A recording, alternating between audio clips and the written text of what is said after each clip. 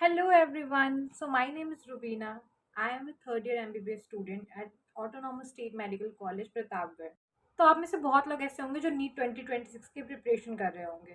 तो आज मैं आपके साथ कुछ टिप्स शेयर करना चाहूँगी, how I prepared for my entrance exams and how I qualified for NEET 2022। पहले मैं शेयर करना चाहूँगी कैसे आप बायोलॉजी की प्रिपरेशन करें। तो इस वीडियो में मैं आपको बायोलॉजी के बारे में ही बताने वाली हूँ। तो बायोलॉजी के लिए आपको कोई और बुक पढ़ने की ज़रूरत नहीं है सिवाय एनसीईआरटी के, because that is more than sufficient. तो अगर आप एनसीईआरटी पढ़ रहे हो लेकिन आपको लाइन बाय लाइन एनसीईआरटी की हर एक लाइन का मतलब पता होना चाहिए, हर एक लाइन आपको याद होनी चाहिए बाय हार्ट। तो अगर आपको इतनी अच्छे से एनसीईआरटी आती है तो ही आप एक्सपेक्ट कर सकते हो कि आप सारे एमसीक्यू सॉल्व कर पाओगे। क्योंकि आपको ऐसा होता है कि हमें लगता है कि हमने एक बार एनसीईआरटी पढ़ ली, हमें सब कुछ आता है, बट ऐसा नहीं होता है। एनसीईआरटी को आप जितनी बार पढ़ोगे आपको उतनी बार उसमें कुछ नई चीज़ें मिलेंगी, कुछ नए टर्म्स मिलेंगे और हर बार लगेगा कि कुछ नया सीखने को मिला है। तो आपको एनसीईआरटी को मल्टीपल टाइम्स पढ़ने होंगे। ऐसा नहीं है कि हमने एक बार पढ़ लिया तो दैट इज़ ओवर। आपको बार-बार पढ़ना है और हर एक लाइन को अच्छे से पहले समझ के पढ़ना है। तो अगर आप बिगिनर हो तो सबसे पहले आपको एनसीईआरटी को समझना है। फर्स्ट थिंग आपको समझना है, और अगर आप समझ लेते हो उसके बाद आपको चीज़ों को मग अप करना है। जितना हो सके उतना ज़्यादा आपको चीज़ों को याद रखना है, क्योंकि आपको जितनी चीज़ें याद रहेंगी उतना ही ज़्यादा आप एग्ज़ाम में लिख पाओगे। और याद रखने के लिए सबसे इम्पोर्टेंट चीज़ है कि आपको बार-बार रिवाइज़ करना पड़ेगा।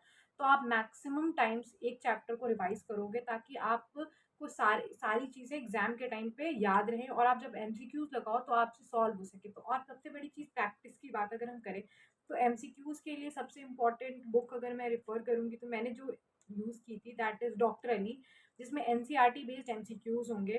तो उसमें आपको सारे एनसीईआरटी की लाइन टू लाइन से एक-एक एमसीक्यूज़ आपको मिल जाएँगे बहुत अच्छे से। तो अगर आप चाहो तो उसको रेफ़र कर सकते हो। और अगर आप चाहो तो इसके अलावा भी अगर आप कोई और बुक अगर चाहते हो पढ़ना, जैसे एनसीईआरटी और फिंगर टिप्स बहुत लोग पढ़ते हैं, तो आप वो भी ट्राई कर सकते हो। बाकी previous year questions that is very important. आपको मैक्सिमम 2016 से लेकर के 2024 तक के सारे पेपर्स लगभग सॉल्व कर लेने हैं, ताकि आपको आइडिया लग जाए कि किस टाइप के पेपर्स आते हैं। क्योंकि किसी भी एग्जाम के पैटर्न को समझने के लिए सबसे इंपॉर्टेंट होता है प्रीवियस ईयर क्वेश्चंस को पढ़ना। तो आपको प्रीवियस ईयर क्वेश्चंस को बहुत अच्छे से समझ के सॉल्व करना है, ताकि आपको एग्जाम के पैटर्न का आइडिया लग जाए कि पेपर किस पैटर्न में आता है और क्वेश्चंस किस पैटर्न में फ्रेम होते हैं। उसके हिसाब से आप अपनी प्रिपरेशन को एक अच्छा डायरेक्शन दे सकते हो। तो सबसे पहले आपको प्रीवियस ईयर क्वेश्चंस भी लगाने हैं अब आफ्टर रीडिंग द एनसीईआरटी। और इसके अलावा आप कुछ कर सकते हो, तो आप पहले तो मल्टीपल रिविजन्स करो।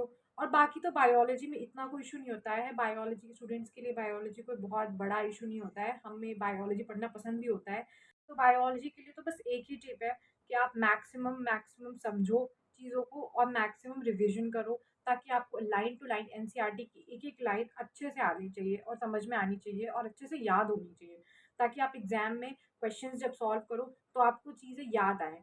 और इसके लिए आपको बहुत बार रिविजन करना पड़ेगा। The only thing I would prefer is revision, multiple revisions of your NCERT text books of biology 11th and 12th biology के लिए। इसके अलावा मैं आपसे अपनी फिज़िक्स और केमिस्ट्री की भी टिप्स शेयर करूँगी इसके अगले वीडियो में। तो अगर आपको वीडियो अच्छी लगी हो तो मेरी वीडियो को लाइक करें और सब्सक्राइब कर लें मेरे चैनल को। Thank you.